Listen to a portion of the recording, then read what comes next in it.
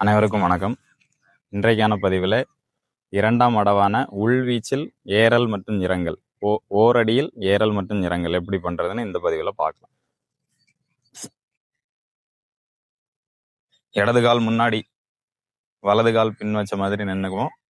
உள்வீச்சு உள் பக்கமாக, கம்போட மொனப்பகுதி வந்து உள் பக்கமாக போகிறது உள்வீச்சு.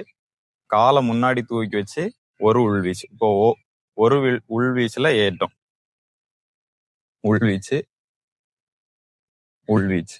இப்போ அதே போல இறக்கம், காலை தூக்கி வச்சு உள்வீச்சு உள்வீச்சு. இப்போ ரெண்டு உள்வீச்சுல ஏற்றம். அதே போல காலை முன்னாடி தூக்கி வச்சு இப்போ இறக்கம், ரெண்டு உள்வீச்சுல. அதே போல இந்த மாதிரி அடிப்படை அடவு முறைகளை வந்து ஒழுங்கா